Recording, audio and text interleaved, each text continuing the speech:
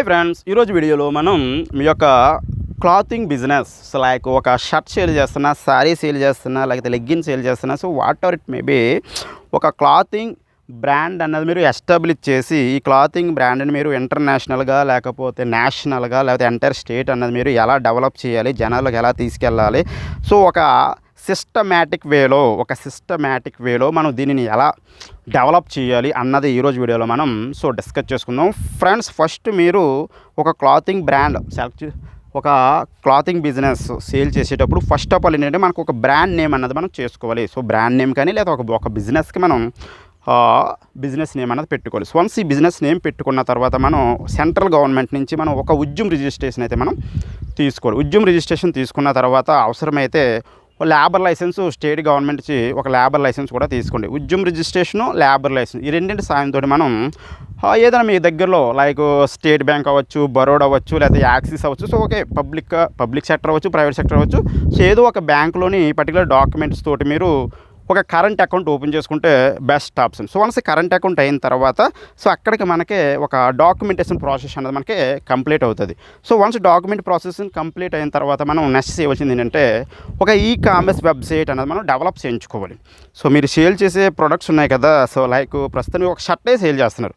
So షర్టే sale చేస్తున్నప్పుడు కస్టమర్కి మీరు ప్రొడక్ట్స్ చూపించాలి. ఓకే, డిఫరెంట్ ప్రొడక్ట్స్ చూపించాలి, కలర్స్ ఉంటాయి, సైజులు ఉంటాయి.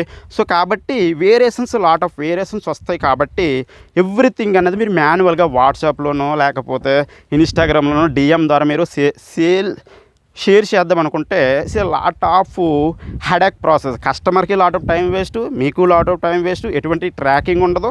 సో కాబట్టి మస్ట్ అండ్ షుడ్గా ఒక కామర్స్ వెబ్సైట్ అన్నది మీరు సెటప్ చేయించుకుంటే ఈ పర్టికులర్ థింగ్స్ ఉన్నాయి కదా, ఈ పర్టికులర్ థింగ్స్ని మీరు క్రాస్ చేసి బెస్ట్ సిస్టమ్ అయితే మీరు ట్రాకబుల్ సిస్టమ్ని మీరు డెవలప్ చేసుకోవచ్చు. సో వన్స్ వెబ్సైట్ చేయించుకున్న తర్వాత దానికి మీరు ఒక పేమెంట్ గేట్వే కూడా ఇంటిగ్రేట్ చేసుకుంటే బెస్ట్ ఆప్షన్. లైక్ ఒక రాజర్ పే అవ్వచ్చు, లేకపోతే క్యాష్ ఫ్రీ అవ్వచ్చు, సో లేకపోతే పేయూండి అవ్వచ్చు. ఇలా మీకు కంఫర్టబుల్ ఉండే పేమెంట్ గేట్వే అన్నది ఒకటి చూజ్ చేసుకుని ఆ పర్టికులర్ పేమెంట్ గేట్వే అనేది వెబ్సైట్ ఇంటిగ్రేట్ చేయించుకుంటే సో మనకి బెస్ట్ ఆప్షన్. సో ఈ పేమెంట్ గేట్వే అప్లై చేసేటప్పుడు లైక్ రాజర్ పే చూసుకుంటే వాళ్ళు అడిగేది ఏంటంటే ఎంఎస్ఎంఈ ఉద్యమ్ రిజిస్ట్రేషన్ అంటారు. సో ఆల్రెడీ మీరు కరెంట్ అకౌంట్కి ఉద్యమ్ రిజిస్ట్రేషన్ చేయించారు కాబట్టి ఆ ఉద్యమ్ రిజిస్ట్రేషన్ సర్టిఫికేట్ వాడచ్చు. లేదా లైక్ నెక్స్ట్ వచ్చేప్పటికి ప్రొపరేటర్ యొక్క PAN card, Aadhaar card.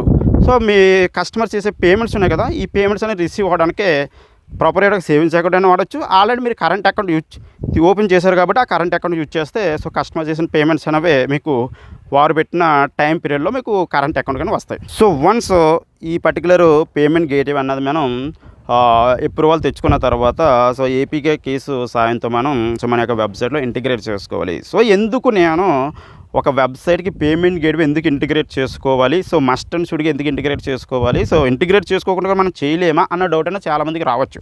So ఇక్కడ ఏంటంటే మీరు ఎప్పుడైతే పేమెంట్ గేట్వే తీసుకుని మీ యొక్క కామర్స్ వెబ్సైట్కి ఇంటిగ్రేట్ చేశారనుకోండి, సో యూజరు వెబ్సైట్కి వెళ్తారు, మన ప్రోడక్ట్స్ వస్తారు, సో నచ్చుతుంది, ప్రోడక్ట్ నచ్చుతుంది. సో ప్రోడక్ట్ నచ్చిన తర్వాత ఆ ప్రోడక్ట్ ఆర్డర్ పెట్టిన వెంటనే ఆ ఆర్డర్ అనేది మీకు వాట్సాప్కి వచ్చింది అనుకోండి, మరి నెక్స్ట్ పేమెంట్ ఎలా కలెక్ట్ చేస్తారు, మళ్ళీ పేమెంట్కి మీ యూపీఐ క్యూఆర్ కోడ్ షేర్ చేయడమో లేకపోతే యూపీఐ ఐడి షేర్ చేయడమో లేదా మీ బ్యాంక్ అకౌంట్ డీటెయిల్స్ షేర్ చేయడమో చేస్తారు.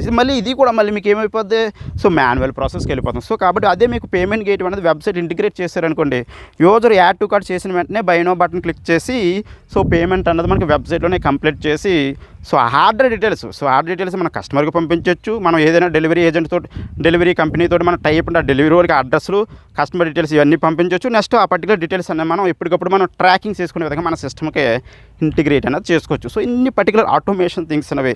సో అవసరమైతే వాట్సాప్ ఆటోమేషన్ కూడా మనం ఇందులో ఇంటిగ్రేట్ చేసుకోవచ్చు. ఓకే, వాట్సాప్ ఆటోమేషన్ కూడా మనం ఈ పర్టికులర్ సిస్టంలో మనం everything so like website, payment ఇవన్నీ ఉంటే మనం పేమెంట్ గేట్వేతో పాటే మనం వాట్సాప్ ఆటోమేషన్ కూడా మనం ఇంటిగ్రేట్ చేసుకోవచ్చు. ఈ పర్టికులర్ సిస్టమేటిక్ ప్రాసెస్లో మనకు క్లాతింగ్ బిజినెస్ని మనం ఒక సిస్టమేటిక్ వేలో చేసుకుంటే మనం సో లాంగ్ టర్మ్లో అవ్వచ్చు, లేకపోతే ఒక ఎఫెక్టివ్గా అంటే ఎవ్రీథింగ్ అన్నది ట్రాక్ అవుతుంది. అంటే మీ దగ్గర ఎన్ని పీసెస్ ఉన్నవి, ఎన్ని పీసెస్ సోల్డ్ అయ్యాయి, ఇంకా స్టాక్ ఎంత ఉంది, సో ఇలాగా ప్రతి కేటగిరీలో సో ఎక్స్ఎల్ ఇంకెన్ని ఉన్నాయి, ఎల్ ఎన్ని ఉన్నాయి, ఎం ఎన్ని ఉన్నాయి, ఇలా ఎవ్రీథింగ్ అనేది స్టాక్ కూడా మీరు ఎప్పటికప్పుడు ట్రాకింగ్ చేసుకునే పాసిబిలిటీ అన్నది మనకి ఈ పర్టికులర్ సిస్టమ్స్ డెవలప్ చేసుకుంటే మనకి బెటర్గా అన్నది ఉంటుంది. సో కాబట్టి ప్రతి ఒక్కరూ మీ యొక్క క్లాతింగ్ బిజినెస్కే మీరు నేషనల్లో చేయాలనుకున్నా, లేకపోతే అట్లీస్ట్ మీ సిటీలో చేయాలనుకున్నా సరే, అటువంటి కేసులో మీరు మస్ట్ అండ్ షుడ్గా ఒక కామర్స్ వెబ్సైటు, అదేవిధంగా విత్ పేమెంట్ గేట్వే అనేది ఇంటిగ్రేట్ చేయించుకోండి. సో ఇందులో ఈ పేమెంట్ గేట్వే